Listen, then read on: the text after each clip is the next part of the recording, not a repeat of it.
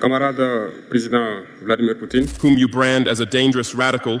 A man rose from the heart of Africa, not with power, not with wealth, but with a fire in his eyes that threatened the world order. This is the story of Captain Ibrahim Traoré. The West doesn't want you to know this, but they fear him. Born in Burkina Faso, one of the poorest nations in the world, Traoré was just another soldier. But inside him burned a question.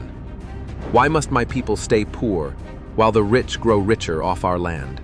At just 34 years old, he overthrew a Western-backed leader. The world called it a coup. He called it freedom. But then, something unexpected happened. Instead of begging foreign powers for aid like the others before him, Traoré made a bold move. He kicked out the French military. Yes, the same military that had been in Burkina Faso for decades, under the name of protection. But Traoré knew the truth. The gold, the uranium, the resources. They weren't protecting them, they were extracting them. The people erupted in support. Young men, women, even children marched in the streets shouting his name, but the global media, they painted him as a radical. Why? Because he broke the rules written by the West. Traoré refused IMF loans. He refused military partnerships that came with strings. He started building alliances with other African nations, Mali, Niger, all dreaming of the same thing, a united Africa that stood on its own. Pan-Africanism, he said, is not just a dream, it's our only path to survival. At that moment, the world powers started to panic. Sanctions followed, threats, smear campaigns, but Traoré didn't stop. He began nationalizing mines. He started training his own army. He built relationships with Russia and China, anything to break the chains of neo-colonialism. His words were clear. We don't hate the West. We just won't bow to it anymore. But here's the part that's truly shocking. The West isn't just afraid of his policies, they're afraid of his ideas. The spokesman for the patriotic movement for safeguarding and restoration. Because if one young man with no money, no backing, and no global fame can stand up and inspire millions, what happens when 100 Traorés rise across Africa?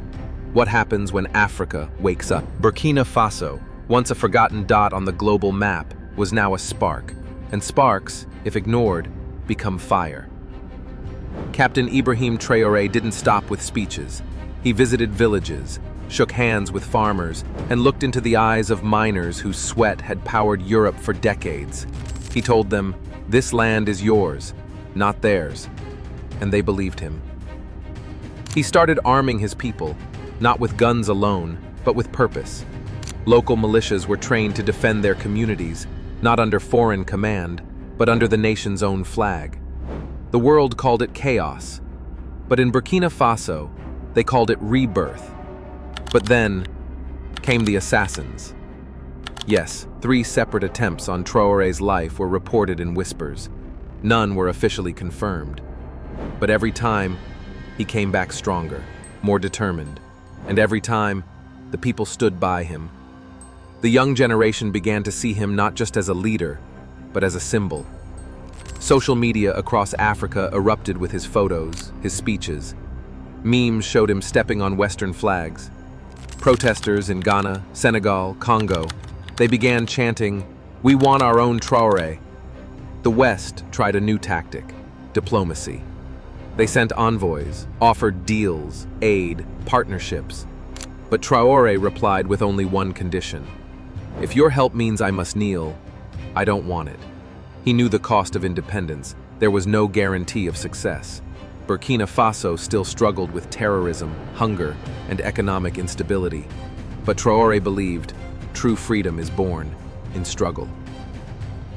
One night, in a televised address, he said something that silenced even his enemies. "If I die tomorrow, let it be known. I did not die for power. I died so Africa could rise." That line was repeated in 100 languages across the continent. And now, world leaders hold secret meetings. Think tanks whisper about a new African uprising. Intelligence agencies monitor every word he speaks, not because he has nukes, not because he has an army, but because he has a vision. I am 34 years old. Every day of my life, I grew up with your lies. A vision where Africa owns its resources, where foreign powers are guests, not masters, where leaders serve the people, not Western banks. And maybe that's the real threat. Maybe that's why they want you distracted. Because while the world watches celebrities and scandals, a revolution is quietly taking root in West Africa. And it all started with one man, Captain Ibrahim Traoré. But the story doesn't end there. In 2024, something happened that shook global elites. Burkina Faso, Mali, and Niger officially signed a military alliance, the Alliance of Sahel States. No longer isolated, they became a united front, an anti-imperialist bloc, right in the heart of Africa. For the first time in modern history, African nations weren't begging for support. They were building their own shield. And who stood at the center of this alliance? Traoré. He wasn't just leading Burkina Faso anymore.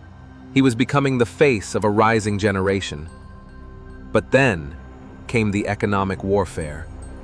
International banks froze assets. Trade routes were blocked. NGOs were pulled out. Western media ran endless reports of instability and corruption. Yet on the streets of Ouagadougou, the capital, the people danced. They knew what this was. A last attempt to break a man who couldn't be bought, silenced, or scared.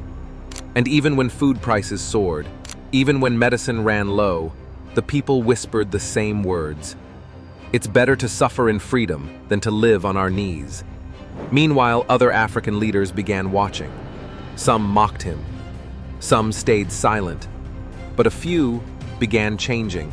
In Chad, youth movements started quoting his speeches. In Congo, activists demanded an audit of foreign mining contracts. In South Africa, protesters carried signs that read, "We are not colonies." A storm was building, not of war, but of awareness. Traoré, with no PR team, no billionaire donors, no Western approval, had triggered it. Camarade président, chef d'État africain. And in Europe and the US, analysts began warning of what they feared the most, a domino effect. Because Traoré had proven something dangerous, that courage can be contagious, that history is not owned by the powerful, that sometimes a forgotten soldier can change the fate of a continent. And as the sun sets over the red soil of Burkina Faso, one truth remains. They may try to stop the man, but they can't stop the idea. By early 2025, foreign diplomats quietly admitted what they once denied publicly. The balance of power in Africa was shifting, not because of weapons, not because of foreign aid, but because of one unshakable belief. Africa belongs to Africans. Captain Traoré stood before a crowd of thousands, holding no gun, wearing no medals. Just a plain uniform and a voice that echoed through generations. We are not anti-West.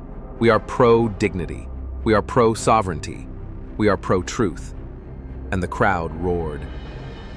But behind the scenes, the pressure mounted. Private military companies began appearing in neighboring regions. Intelligence reports warned of possible regime change operations. Foreign agents, NGOs, even local elites were accused of sowing unrest. But Traoré didn't blink. He doubled down on self-reliance. Local farming initiatives were launched. Gold mines were reclaimed. Youth education campaigns began, teaching not just math and science, but history, the kind erased from textbooks written in Europe. And slowly, something magical began to unfold. Children who once dreamed of escaping to France started dreaming of building Burkina Faso. Artists painted murals of African heroes, not colonial governors. Villagers, for the first time, saw their taxes building their roads, their clinics, their schools. Burkina Faso didn't become perfect, far from it, but it became proud. The flag meant something again, and the world, especially the West, didn't know what to do with a leader who didn't crave their approval. He refused to play their game, and so they changed the rules. More sanctions, more headlines, more accusations.